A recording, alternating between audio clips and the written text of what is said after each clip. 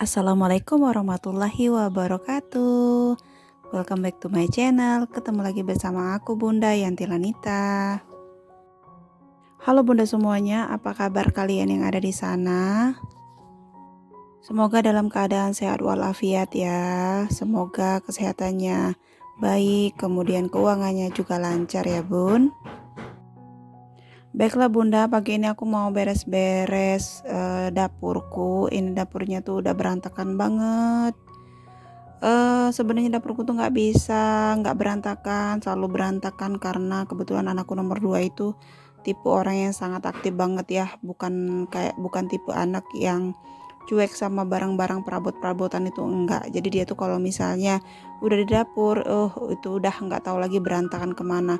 Entah itu cangkir, entah itu sendok menyendok, semuanya pasti berhamburan Bun. Nah kali ini aku mau cerita Bun tentang dunia per-YouTubean. Jadi aku itu sebenarnya belum punya penghasilan ya. Kalau dibilang belum punya, sebenarnya aku untuk video-videoku tuh udah ada iklannya gitu.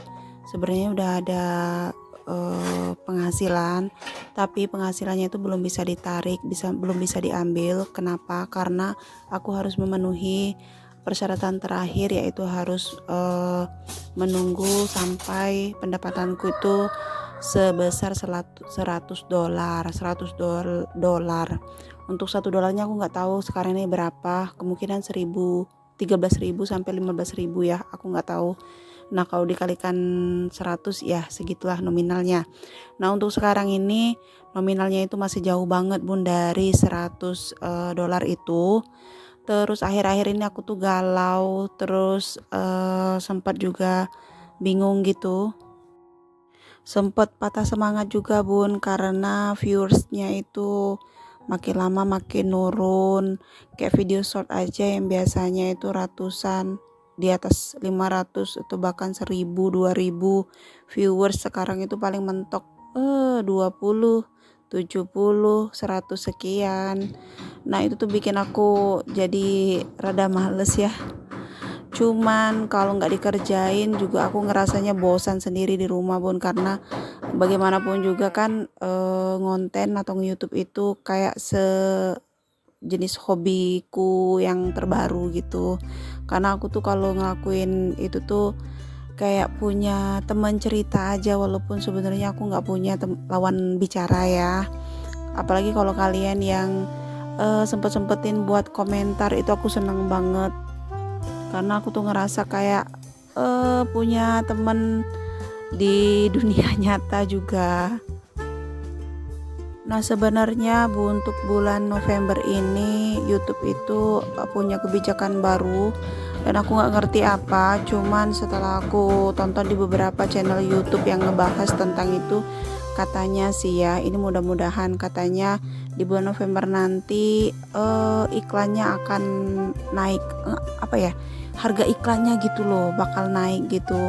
Karena untuk saat ini tuh harga iklan di channel YouTube Indonesia itu terbilang kecil ya.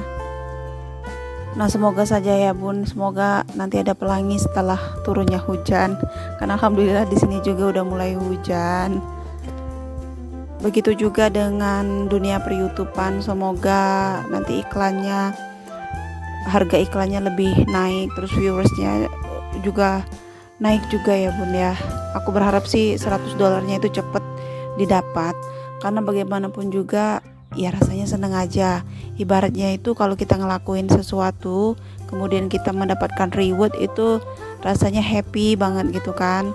Nah kalau untuk saat ini emang aku tuh masih jauh sih dari $100 itu, tapi nggak menutup kemungkinan nanti di bulan November ya, siapa tahu, insya Allah ya, mudah-mudahan karena nggak ada yang nggak mungkin dunia ini.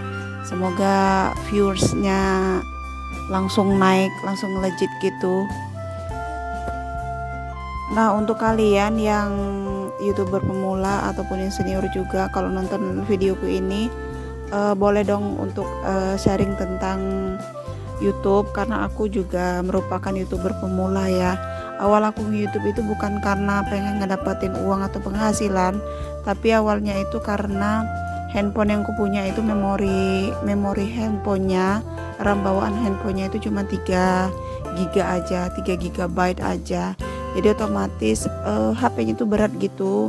Nah, aku pakai channel YouTubeku ini awal-awalnya buat nge-save video anakku yang pertama si Rinjani agar dia tuh nggak hilang gitu.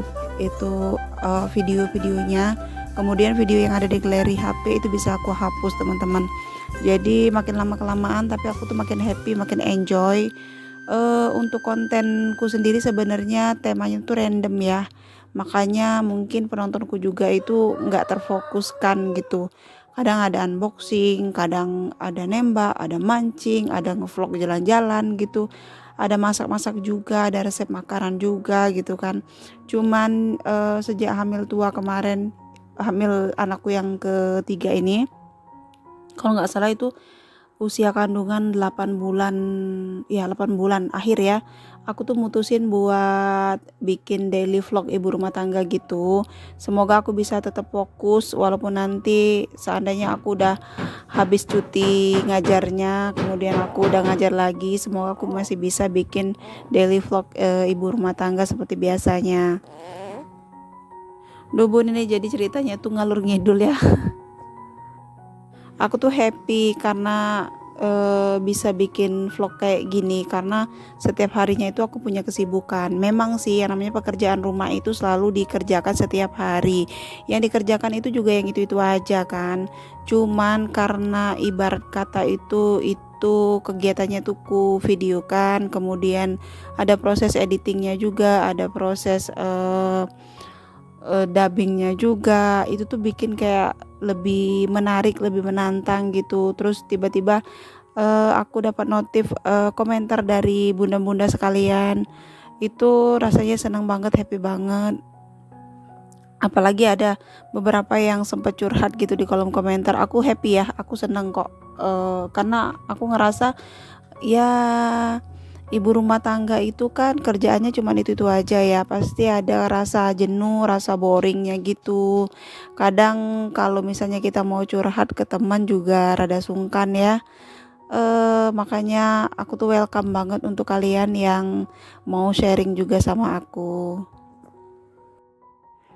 Nah, ini ceritanya aku lagi ngupas mangga. Jadi ada beberapa mangga, kebetulan satunya itu separuhnya itu busuk ya. Ini aku mau ngupas 2 aja karena yang 2 ini lumayan kelihatan agak udah mateng gitu.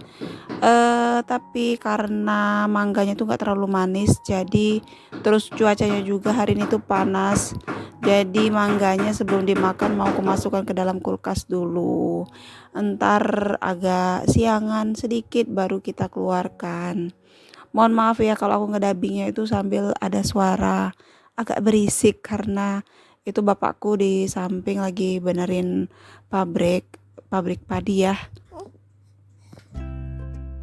Nah itu bun, yang di atas wadah beras itu tuh wadah buat nyimpen sendok garpu gitu.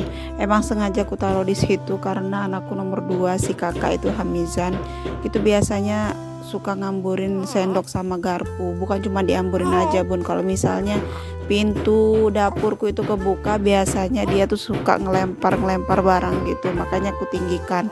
Ini pun sebenarnya kurang tinggi bun, kenapa? Karena anakku itu dia udah bisa manjat meja ini ya, jadi mejanya tuh dipanjat, kemudian masih tetap bisa ngambil sendok dan garpunya. Next, ini udah jam 2:30 sore, kebetulan suamiku belum pulang. Setengah jam lagi dia pulang. Terus anak-anakku juga, anakku yang pertama Rinjani sama Hamizan itu lagi main di luar rumah. Kebetulan ada sepupunya main ke rumah orang tuaku, jadi mereka sibuk main di depan rumah. Nah ini jam rawan ya bun ya, jam 2:30 sampai jam 5 itu jam-jam rawan, perut tuh keruncunan, apalagi untuk busui kayak aku, pengennya tuh ngemil terus, pengennya tuh makan terus gitu. Nah sekarang aku mau masak Indomie rasa rendang. Ini tuh mie favoritku ya. Kalau Indomie goreng aku agak kurang, aku lebih suka merek yang satunya lagi. Tapi kalau untuk mie rendang ini aku suka banget karena menurutku rasanya itu emang hampir mirip sama rasa rendang beneran gitu. Nah ini aku masak satu aja karena suamiku belum pulang. Biasanya kalau dia udah pulang itu suka minta dimasakin juga, atau aku bakal bikin cemilan yang lainnya. Nah karena mie rendang ini udah lumayan pedes ya, jadi nggak aku tambahin cabai lagi. Me time-nya seorang ibu yang punya baby, yang punya bayi itu ya gini bunda, bisa makan dengan tenang tanpa ada gangguan sedikit pun ya bun ya, dimana anak-anak tuh lagi main gitu, jadi makannya tuh lebih terfokuskan, lebih bisa ngunyahnya agak lama gitu. Tapi kalau misalnya lagi ada anak-anak itu biasanya ngunyahnya itu pengennya cepet-cepet gitu makanya ya. Alhamdulillah karena anakku yang terakhir itu si bayi itu usianya belum ada 1 bulan, jadi kerjanya itu emang tidur terus, jadi aku bisa nyantai sedikit buat makan. Alhamdulillah aku tuh punya 3 orang anak yang kebetulan nggak pernah bikin aku begadang malam-malam ya bun ya. Kalau bangun ya pastilah untuk ganti diapers, untuk ngasih selimut kayak gitu. Cuman kalau buat begadang, bener-bener begadang itu nggak pernah. Oke bun, udah di penghujung video.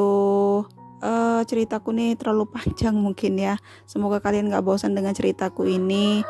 Terima kasih udah nonton, terima kasih sudah like, semua sudah subscribe juga. Untuk subscriber baru terima kasih banyak. Wassalamualaikum.